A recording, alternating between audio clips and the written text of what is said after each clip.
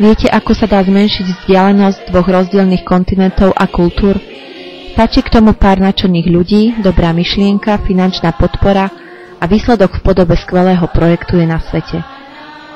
Takto podobne vznikol aj projekt, ktorého hlavnou úlohou je zvýšenie počítačových zručností študentov a učiteľov v juhovýchodnej Keni. Po školeniach kenských učiteľov, ktoré sa uskutočnili v júni 2010 v ich domácom prostredí na strednej škole Moi High School Kasigau, prišla na rad druhá časť projektu. Kenskú delegáciu slávnostne privítali v základnej škole v Bošanoch v sichravých novembrových dňoch. I'm very pleased to welcome our friends from Kenya.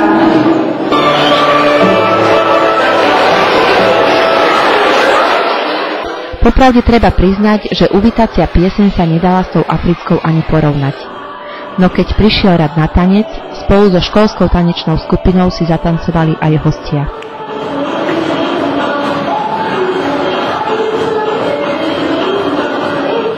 Za účasti zástupcov médií sa konala otvorená hodina matematiky v 8. A triede, kde okrem interaktívnej tabule, vizualizéra, využívajú žiaci na vyučovanie aj notebooky.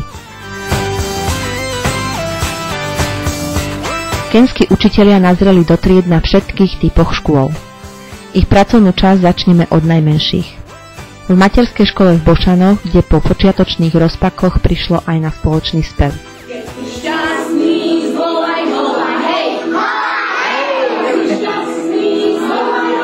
Najviac času strávili kenskí učitelia v základnej škole v Bošanoch, kde navštívili 10 vyučovacích hodín.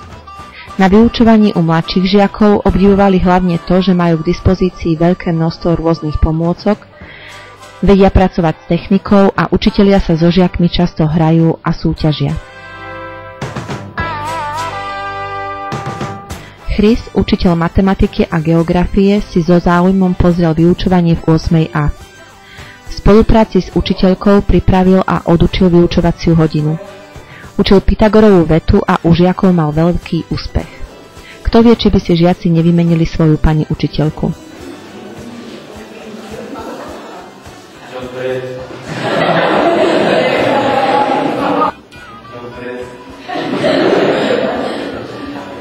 Teraz robím si skvěle. Dobre. Úspech ocenili okrem žiakov aj jeho kolegovia.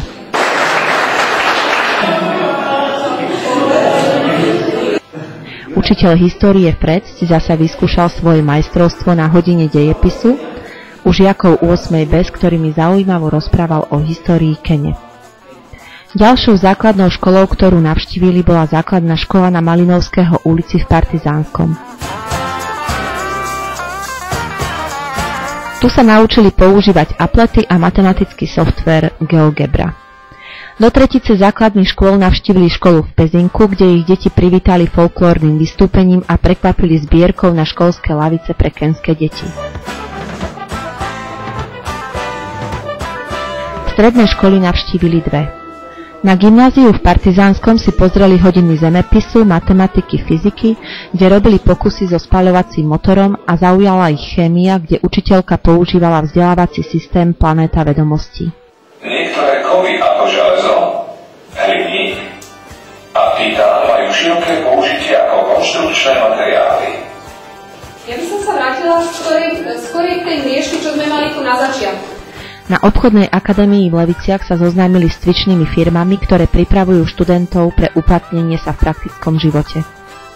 Veľkému úspechu medzi študentami a učiteľmi na Pedagogickej fakulte v Bratislave sa tešil Chris, ktorý prednášal o formálnom vzdelávaní v Keni.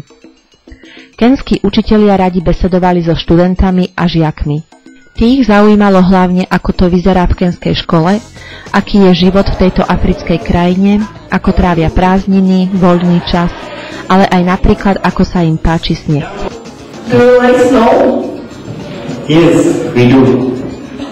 Táto návšteva bola medializovaná a venovali jej pozornosť televízie, noviny, internet. Keňania sú zhovorčiví, radi odpovedali novinárom, no neodmietli ani rozhovor do školského časopisu. My Facebook is full of friends from Bosani School. I wish I could stay longer here, so it's very nice. O učiteľov z Kene bol na Slovensku veľký záujem. Niekedy sa museli rozdeliť.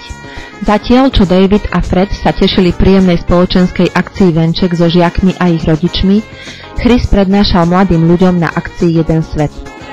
Ich africký temperament sa prejavil vždy, keď sa spievalo alebo tancovalo. Na tanečnom krúžku sa pridali k žiakom a tancovali Waka Waka. Srdečného prijatia sa im dostalo aj na obecnom úrade od starostu obce Bošany.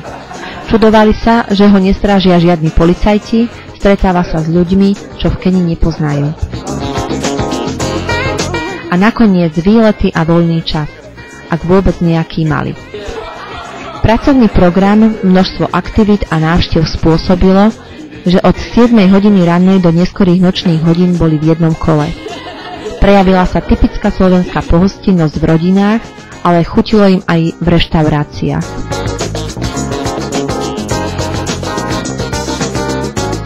Najromantickejší zámok v strednej Európe v Bojniciach bol cieľom prvého spoločného výletu.